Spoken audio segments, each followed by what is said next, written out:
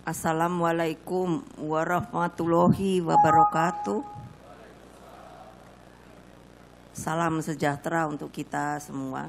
Om Swastiastu, Namo Buddhaya, salam kebajikan, Rahayu, salam Pancasila.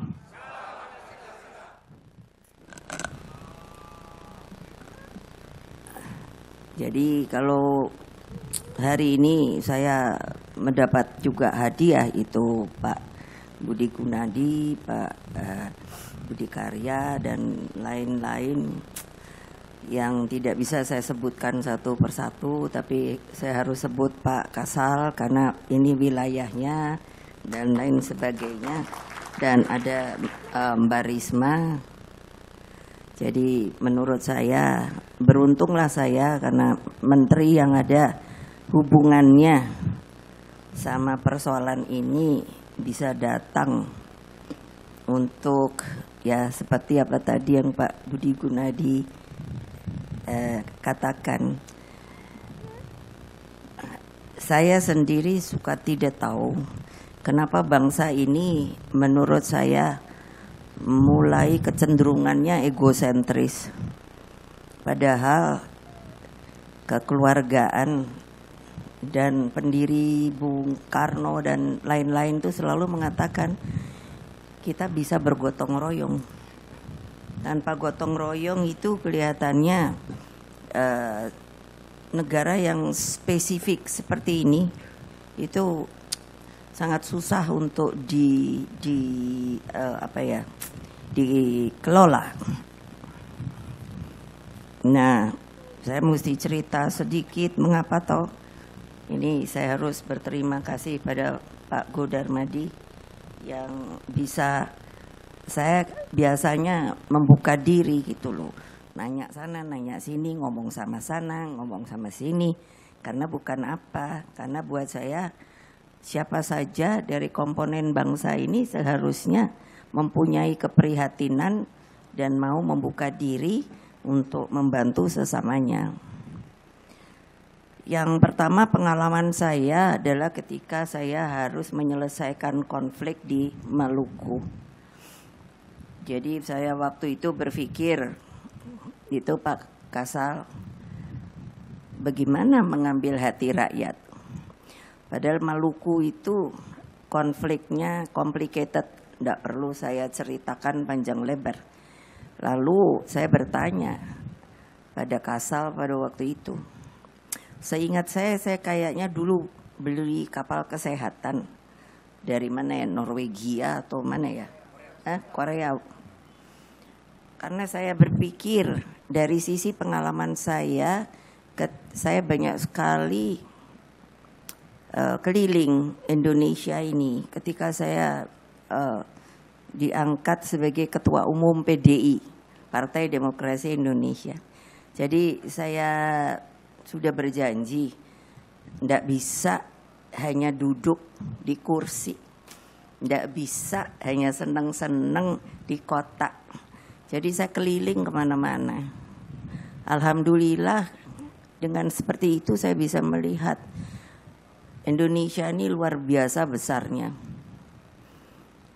Kita banyak sekarang tuh mulai lupa, makanya saya minta pada Pak Hasto dan nanti kalau nanti bisa disampaikan kepada Menteri Pendidikan, di setiap tempat pendidikan apapun itu harusnya ditaruh yang namanya peta kita Indonesia Raya.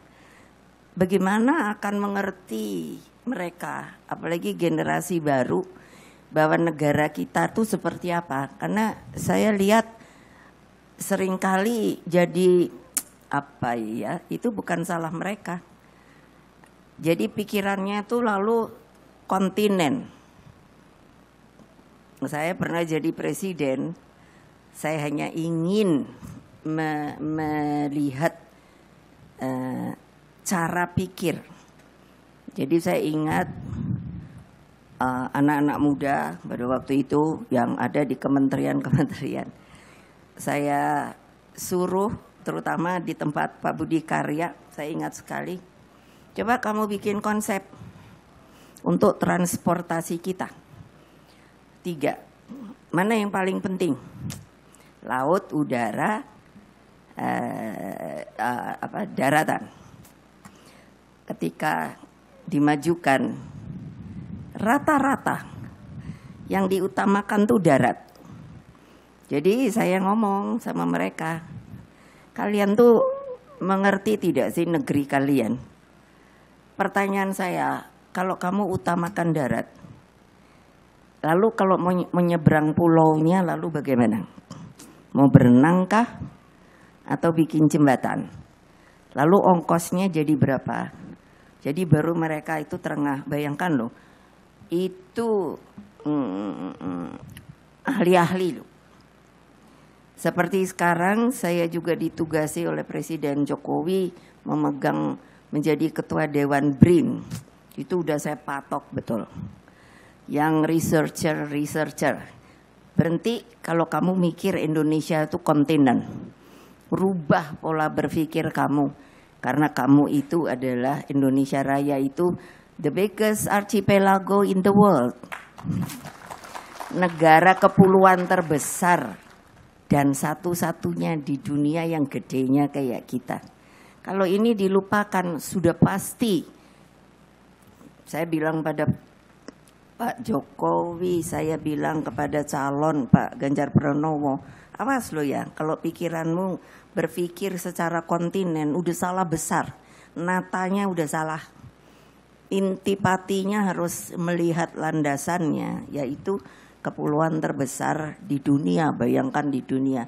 Nah itulah saya jalani, pergi kemana-mana. Jadi waktu Maluku itu, saya bawalah kapal itu. Mengikuti karena saya juga tinggal di kapal perang. Karena waktu itu saya tidak boleh tinggal di daratan, karena dari sisi keamanan tidak dibolehkan. Jadi setiap kapal saya kemana ini sudah mendahului, lalu berhenti. Itu yang saya bilang pada Kasal dan Panglima, bahwa waktu itu seperti bakti sosial untuk mata, bibir sumbing, dan lain sebagainya. Ternyata itu laku keras. Yang tadinya hanya mau 1 bulan, mintanya katanya menjadi 3 bulan. Jadi saya kalau bisa berhenti melihat ke kapal itu, saya melihat kenapa ya petinggi-petinggi Republik ini lupa bahwa rakyat itu bukan hanya ada di kota, tapi selain di pulau besar, kabupaten, itu ada remote area yang saya benar-benar jalani. Saya bilang sama Pak Presiden, Bapak belum pernah ke Dobo loh. Bapak tahu Dobo di mana? Di mana ya Bu? Cari di peta, kadang-kadang tidak ada karena kecil. Saya diminta datang ke Dobo, saya datang. Datanglah Pak ke sana. Bapak bisa lihat rakyatnya berapa banyak. Nah, kebayang enggak? Makanya saya selalu bilang pada anak-anak saya, turun ke akar rumput. Turun ke akar rumput. Jangan setelah jadi petinggi, jadi dan lain sebagainya, hanya maunya di ibu kota saja. Laporannya datang ke mereka, bukan mereka yang turun ke bawah. Jadi lalu saya menyusuri kali-kali sungai-sungai besar. Jadi waktu di Kalimantan, apa ya namanya, kok bisa lupa nama sungai Kalimantan, Mahakam atau Kapuas itu. Saya pakai kapal kelutuk, mungkin nggak percaya, itu yang saya lakukan. 3 hari 3 malam saya masuk ke dalam untuk melihat, wah indah sekali. Tapi waktu saya minggir melihat yang disebut lebih kecil dari desa, saya ya bertanya, kalau terjadi sesuatu, kamu caranya untuk pergi berobat gimana? Oh ya tentu naik kapal ibu, kapal yang kelutuk itu saya bilang, yang tok tok tok tok tok, saya kan pakai itu 3 hari 3 malam. Lah iya ibu, terus gimana? Aduh saya bilang, jengkel saya. Bukan jengkel kepada siapa, pada diri sendiri saya dan mereka-mereka yang telah diberkahi menjadi orang-orang penting untuk menjalankan struktur pemerintahan di Republik ini. Nah, jadi ide saya itu sering saya omongkan dari Pak Hasto dan lain sebagainya. Saya bilang, gimana ya kok semua daratan. Mbok kreatif bahwa ini negara besar yang perlu kapal. Dan kapal itu bukan hanya untuk perang saja, tapi juga untuk damai. Nah, alhamdulillah saya ngobrol sama mereka yang terkesan. Mari gotong royong. Akhirnya bisa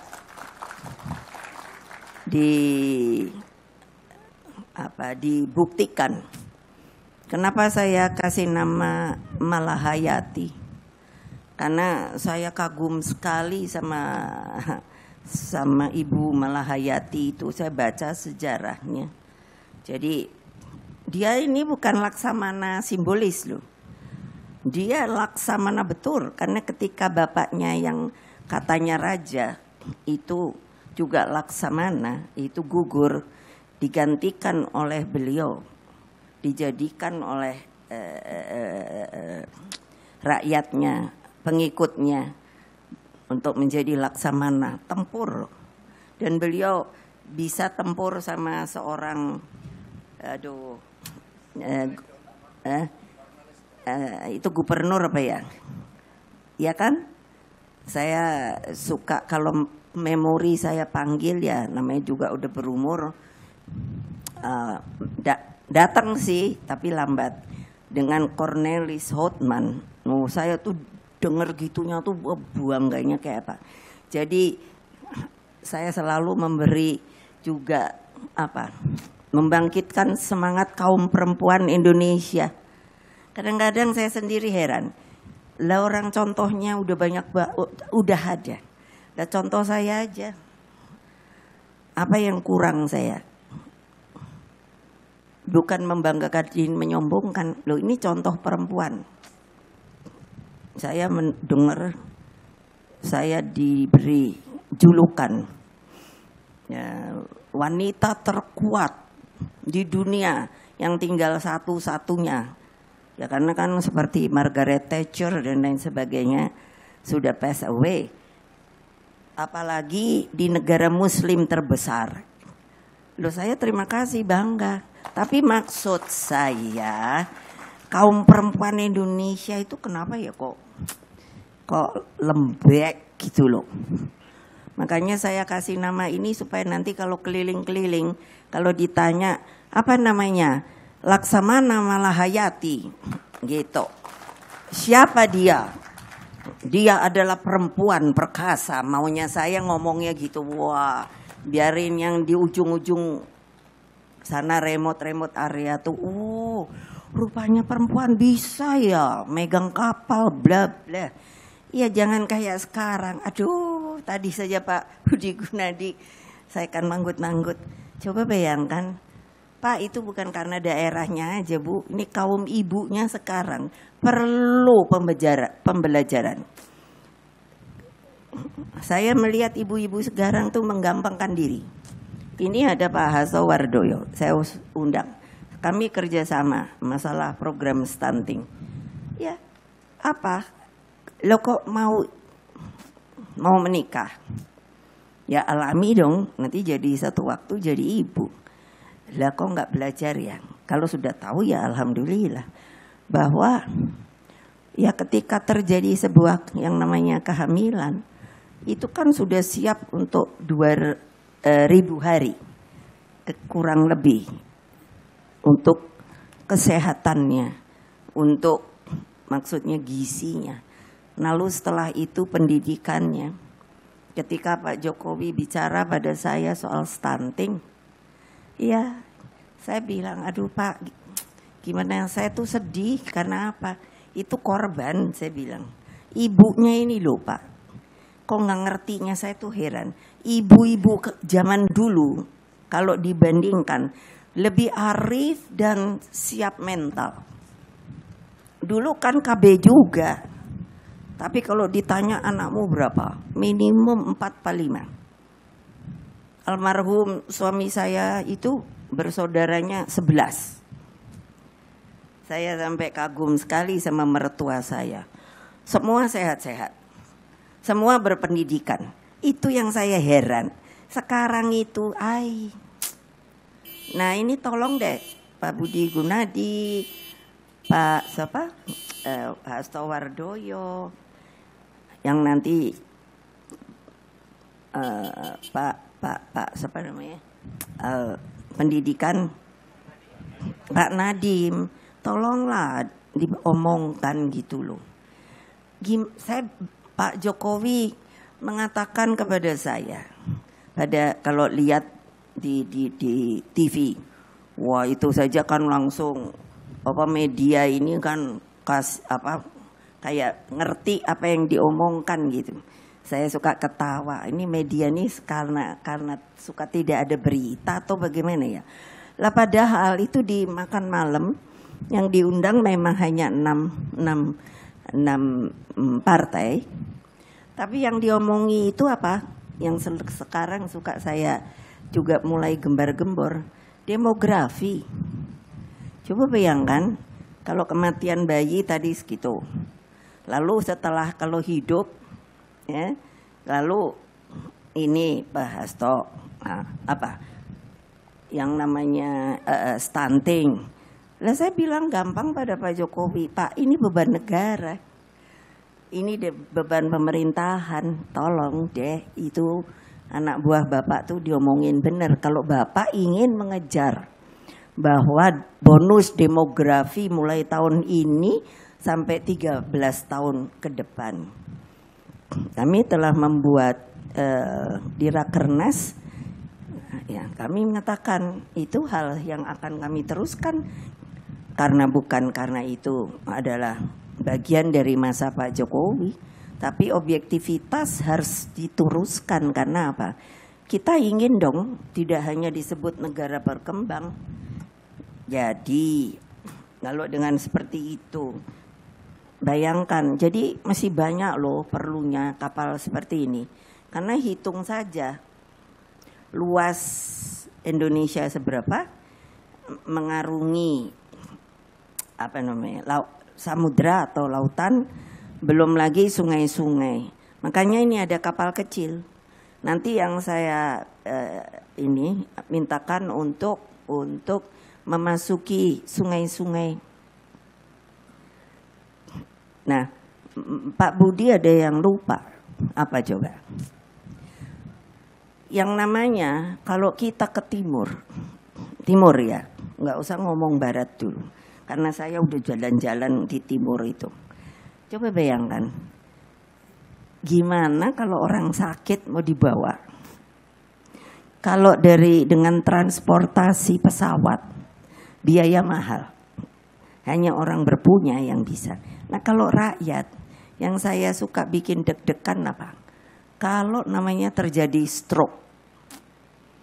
Padahal kita tahu semua para dokter bahwa stroke itu kalau dengan ruang yang namanya 6 jam golden period, 6 jam waktu yang golden, yang emas, itu menurut probabilitas kedokteran itu masih sangat bisa terbantukan. Nah, untuk bawanya saja, coba bayangkan. Kalau pesawat, katakan cepat tapi ongkos mahal. Kalau kapal, itu cobain berapa jam. Nah, kan harusnya proaktifnya kita ke tempat-tempat itu. Tadi betul ketika Bapak bilang, puskesmas bagaimana, dokter ahli bagaimana, dan lain sebagainya. Itulah yang menginspirasi saya, ingin membantu negeri ini. Supaya nanti daerah-daerah timur itu dengan mudah hanya mungkin berpusat di satu pulau, lalu yang lainnya bisa dengan kapal biasanya. Tapi kalau bisa dengan sebuah angkutan juga yang gratis dan lain sebagainya. Untung orang timur itu kuat-kuat. Mungkin karena kena angin terus ya. Ya, coba mana ya. Saya punya ini contoh.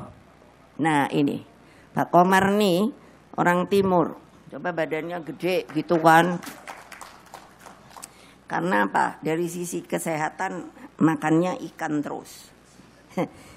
Kalau enggak pernah jalan, itu pasti enggak akan tahu. Kalau di timur, itu bilangnya begini. Kalau saya di timur dipanggil mama, bilangnya gini, mama, ikan di sini mati sekali.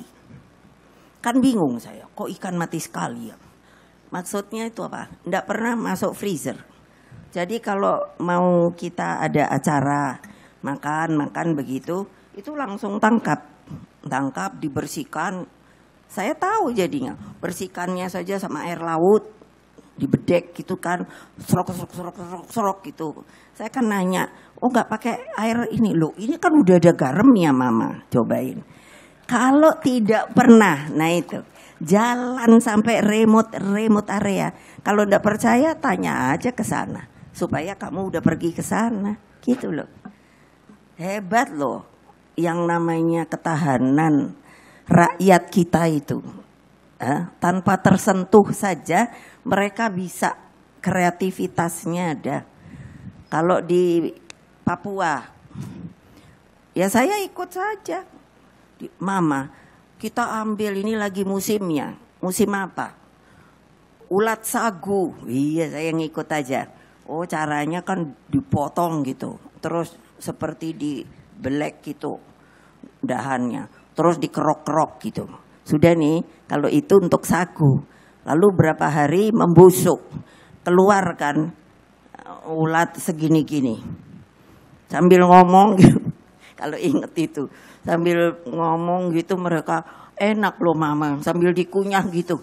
Hai, saya udah mikirnya, aduh udah cepat selesai deh, jangan lagi.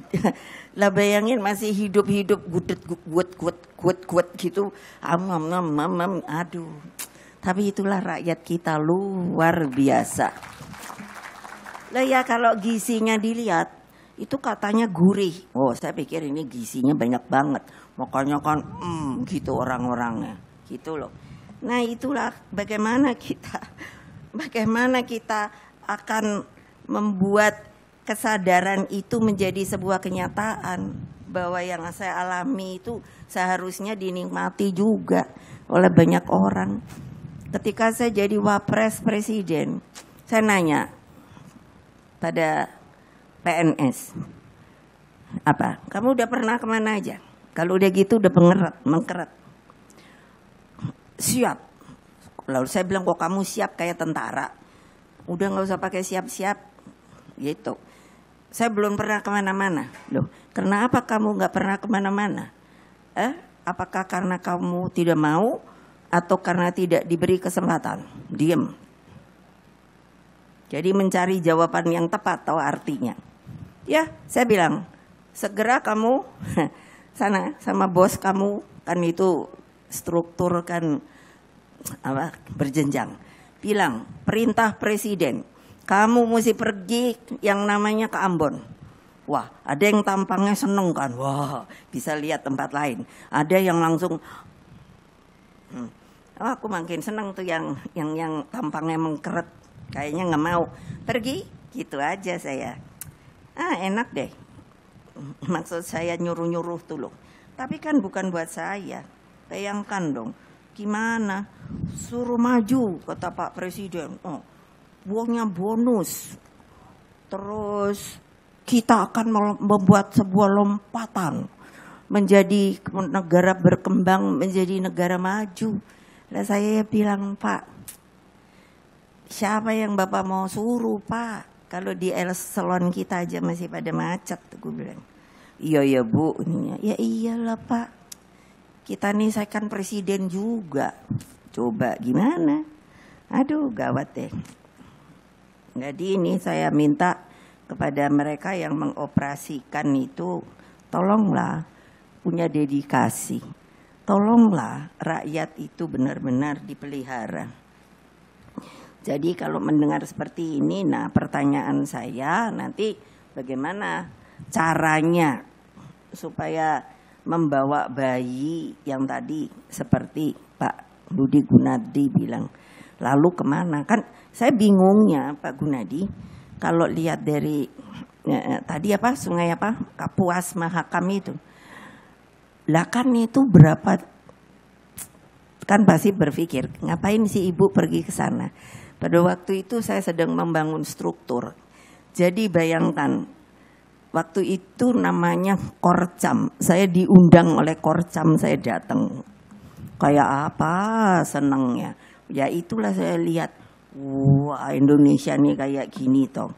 Tapi coba saya kalau hanya nongkrong sebagai wapres presiden, nggak selesai-selesai urusan. Karena apa? Namanya laporan tuh banyak juga yang nggak bener. Iya loh, tolong deh. Maunya kan memberikan laporan yang baik-baik saja. Kalau saya ndak, turun aja ke lapangan. Tinggal siapa yang mau ikut saya, kan gitu. Ya ini saya selalu sekarang ngomongi para jenderal itu. Ya dong, buat apa kalian jadi jenderal?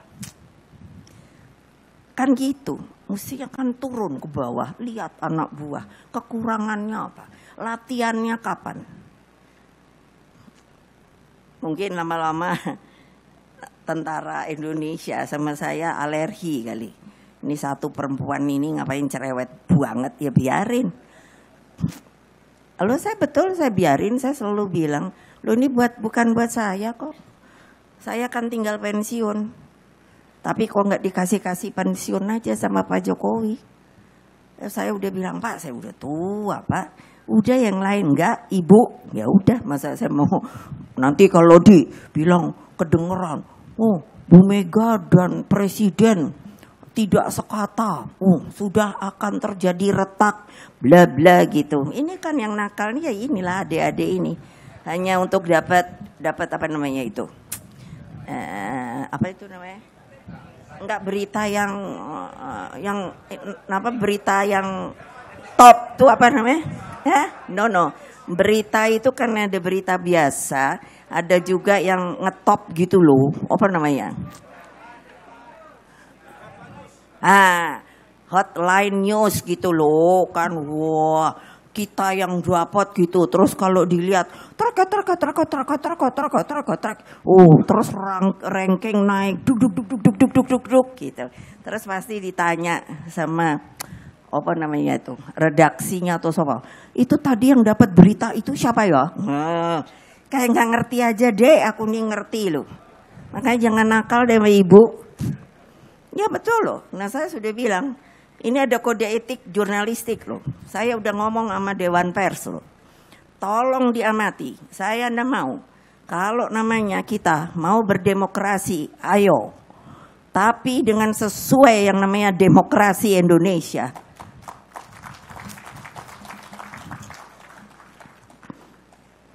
Terus ada bagian ini, media kita. Bu, ntar kalau ibu kekerasan gitu, nggak ada yang mau datang meliput, ya biarin aja. Dulu ya saya nggak diliput kok, tapi saya jadi juga, bukannya sombong, karena saya bonding sama rakyat.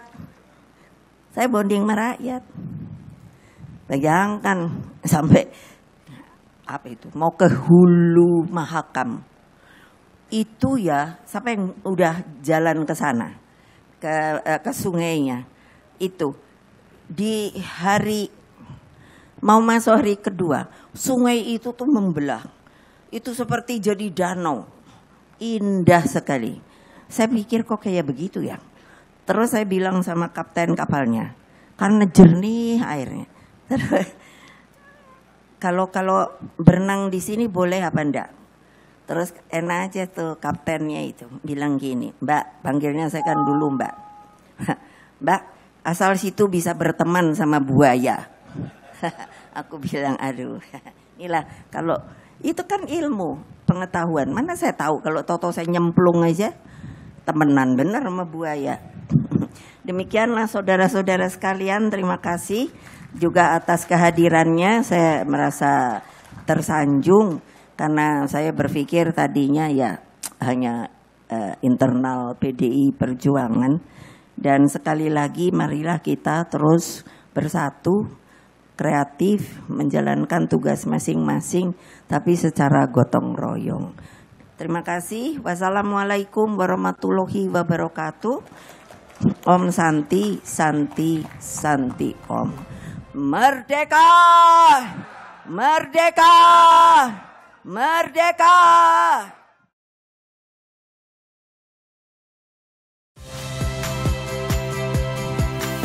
Saya Ihsan Sitorus. Saksikan program-program Kompas TV melalui siaran digital, pay TV, dan media streaming lainnya. Kompas TV, independen, terpercaya.